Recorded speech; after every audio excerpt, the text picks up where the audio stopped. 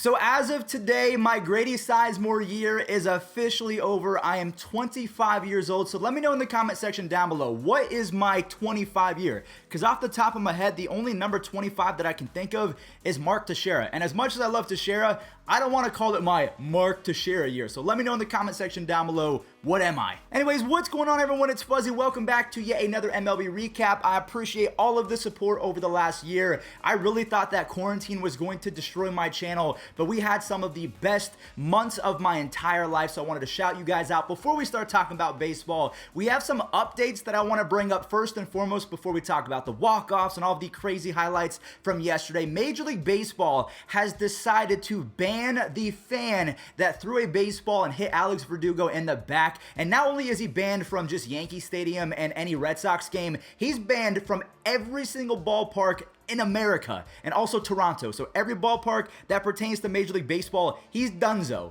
So that sucks, but also good to make an example out of an idiot. And also, one more thing I do want to show is this graph right here. Look at the 2017, 2018, and 2019 spin rates at the very top. And look at the drop in spin rate since I think it was June 3rd or something like that. Ever since they started enforcing the rules that you cannot use sticky stuff, it's back to normal. And it's not just a normal drop. I mean, that thing looked like Splash Mountain. It just dipped all the way down. So baseball and offense is finally somewhat normal. Now, if you're going to any baseball games and you want to see spin rate drop live in action, make sure that you use code Fuzzy over on SeatGeek to save yourself 20 bucks off your entire order. All right, let's talk about the few walk-offs because I think we had 3 or 4 of them from yesterday. The Rockies, they walked off the Dodgers yesterday. I'm going to go ahead and just skip all the way until the end because the Dodgers, they blew 2 saves in one game. First, Kenley Jansen, he blows a save in the 9th inning, and then in the 10th, you have Charlie Blackmon, Chuck Nasty hitting a walk-off bomb as the Rockies escape with a 6-5 victory. So are the Rockies going to offload a ton of players? I mean, just like the Cubs, they keep winning games kind of out of nowhere. Why are they doing that? Just tank. The Phillies versus the Marlins, we have a resumed game. This one was suspended a few days ago. If you don't remember, let me joggle your memory. So Ranger Suarez, and he gives up a game-tying home run to Jesus Aguilar, but then it started to rain and pour, and the game was suspended. It was picked up, and JT Realmuto, he calls game. He hits an opposite field walk-off bomb. The walk-off fist bump, I thought this was pretty cool. He didn't bat flip or do anything crazy like that. He just said, yeah, this game is over with. And also, in game number 2, the Phillies take the W, so it was a pretty good day at the office. They win 7-4. Now, unfortunately, we do have to start off this game with some unfortunate news as Jazz Chisholm, he looked like he was in a great amount of pain. In terms of just being a fun baseball player to watch, he's an absolute powerhouse, and I'm hoping and praying that his shoulder injury is not that bad. So Philly, they score 2 in the second, only for Miami to come back for 4 runs in the 3rd inning, but then you have Andrew McCutchen and Didi, they tie it up, and Segura,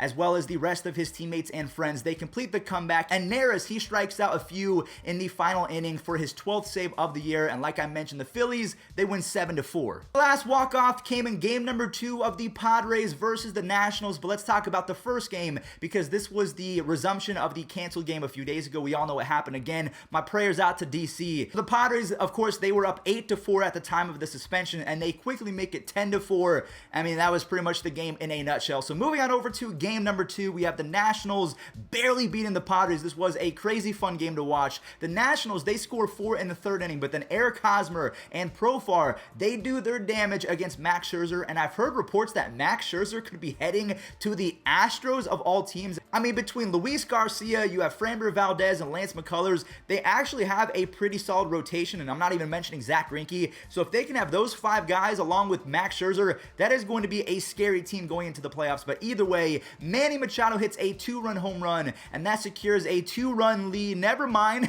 You have Escobar bringing the game to within 1, and then Juan Soto, who was saved on the pitch before on an inside slider. I thought it was a strike, but then he goes the other way, reclaiming the lead for the Nationals. Psych! You have Grisham tying it up in the 10th, and then Grisham, unfortunately, cannot make the grab in the bottom of the 9th inning, and he is one of the better defenders in baseball, so if he can't catch that, I mean, maybe no one can, aside from who? Kevin Kiermaier? I'm going to tell you guys right now, this Mets versus Pirates game was one of the most Mets game I've ever seen, and also one of the most Pirates game that I've ever seen, because bad luck just follows these franchises no matter where they go. You have Brian Reynolds and John Nogowski making it 3-0, and then Taijuan Walker does an oopsies. This this ball was fair and he threw it, he chucked it because he thought it was going to be a foul ball. In my opinion, it was borderline, so you guys have to let me know, was it a fair ball, was it a foul ball? Either way, the Pirates go up 6-0, and then Blankenhorn, never heard of him, but he goes 430 feet for his first career home run, and then Dominic Smith, he brings the game to within 1, and then Michael Conforto, he saves the day. And speaking of saves, Trevor May, unlike Ed Luz Diaz, he actually is able to close this, but then again, Edwin, that pitch was so good against Jacob Stallings. I got to tip my cap to Stallings. The Mets, they come away with a pretty good victory, because if they would have lost that game, I think all hell would have broke loose in New York. Staying with another New York team, the Yankees finally beat the Red Sox in a legitimate 9-inning game, and it wasn't even close. You have Glaber, his power might be coming back. He has a home run in back-to-back games, and the Yankees, they go up 3-0 for Jameson Taillon,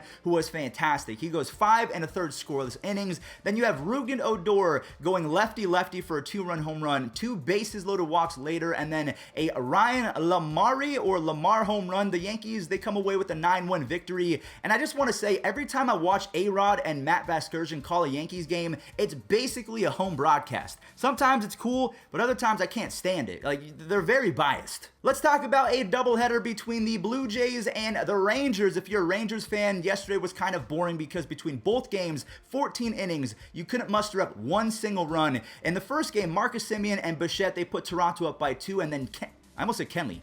And then Danny Jansen goes 403 feet for his 5th home run of the year. As Hyunjin Ryu was back in business, he was fantastic. And I want to notate that he was throwing harder than in the last few starts, so maybe he's amping it up for the second half. He throws a 7-inning complete game shutout, and then in game number 2, again, it was all Blue Jays. You have Teoscar kickstarting the offense, and then Lourdes Gurriel Jr., who was a little bit slow in the first half. He is trying to start off the second half hot with this 6-run inning. It was capped off by his grand slam. Then Vladimir Guerrero Jr. hits home run number 31. I mean, he's on pace to have 50 to 55 home runs, maybe even 60 if he can stay hot. George Springer makes it back-to-back, and then Grichuk, he makes it 10-0. This offense is just not fair in my opinion. And shout out to Steven Matz, because he shut out the Texas Rangers, 5 innings, 0 runs on 0 walks. There you go. Ozzy Albies already has 47 extra base hits. Oh my God. So Atlanta, they put up a few more runs after Ozzy did his thing. And then Dansby Swanson was robbed by Kevin Kiermaier in the 4th inning. And Brandon Lau, as well as Austin Meadows, they bring the deficit to within 1. And then a wonderful play, get it, Wander Franco,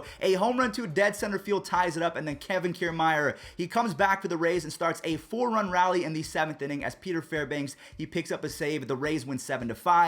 We have the Mariners versus the Angels. Brandon Marsh has officially been called up. This dude flies on the bases. Unfortunately, he went hitless yesterday. As it was all Seattle yesterday, they scored 2 runs on a few errors from LA, and then you have Luis Torrens and Ty France making it 6-0, and Logan Gilbert looked like Jacob deGrom in the first few innings yesterday. He's tall, he throws hard, he has a great mix of pitches. He goes 5 1/3 with 9 strikeouts. Ohtani, he gives the Angels fans something to cheer about, but the Seattle Mariners, they win 7-4, and they're just 6 games back of first place. What? A few NL teams I want to talk about. The Brewers and the Diamondbacks, they both picked up W's yesterday. You have Rowdy Tellez of Milwaukee getting hit by a pitch and driving in a run, and then Tyrone Taylor drives in 2 RBIs in the 5th, and Jackie Bradley Jr., he adds 2 more on this triple. And Christian Yelich, please, baseball gods, give us a second half of the ages for Christian Yelich. He hits a home run, and Willy Adames is playing like an MVP ever since he has joined the Brewers with this 2-run shot. I mean, he is just unstoppable. And Corbin Burns, I have to tip my cap. He was really rough the first few starts ever since they banned the sticky stuff. He is starting to figure out how to pitch without that stuff. He goes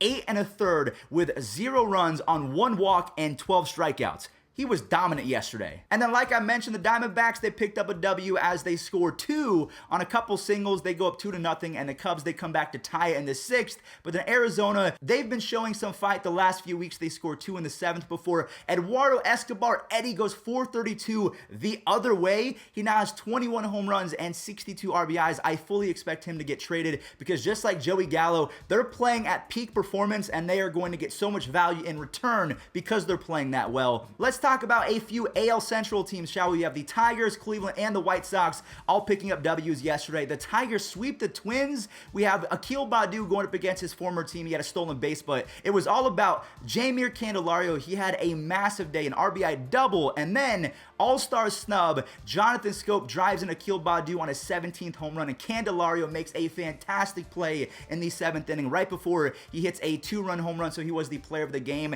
And almost 40,000 fans showed up for the Tigers yesterday. They are liking their squad right now. I'm not going to lie to you guys. The Tigers are playing some fun baseball. Now, speaking of fun, I'm having fun as a Cleveland fan. We win the series against Oakland, who was a good team. Bradley Zimmer, out of nowhere, is playing like Grady Sizemore 2.0. He was supposed to be that guy, but he's kind of flopped in large part because of injuries and stuff like that. Same with Grady Sizemore, which makes me sad. Daniel Johnson, they call him the Jet. He makes a great grab in the 2nd, and Bradley Zimmer drives an RBI number 2.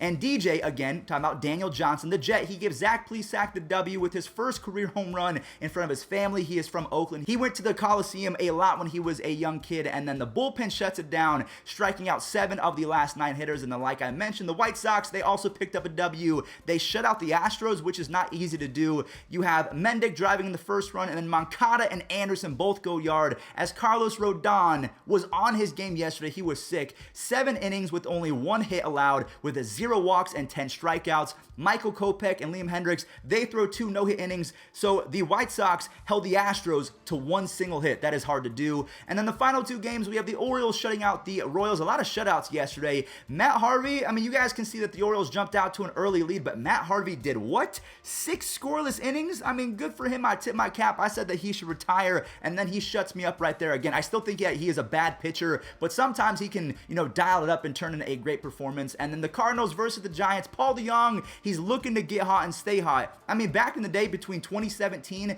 to 2019, he averaged 25 home runs a season. So look for him to get hot, as both starting pitchers only allowed 1 earned run through 5 innings. And then Bader Speed, he rushes up the Giants defense as the Cardinals take a 2-1 lead, and Reyes, he makes history. Alex Reyes has now converted 24 consecutive saves to begin his career. That is a major league record, as he passes LaTroy Hawkins. All right, everyone, well, that does it for today's MLB recap. Thank you all so much for the support over the last year. I can't believe that I'm a quarter-century-year old. A lot of people are making fun of me. Like, older people are saying, you're not young, just wait until you hit 30, 40 years old. But I appreciate all the support. Thank you all so much for watching. Remember to save some money and use code Fuzzy on SeatGeek, and enjoy this day in MLB history. Can be the hero right here. A drive to left. Taking off to the track, at the wall. He's the hero!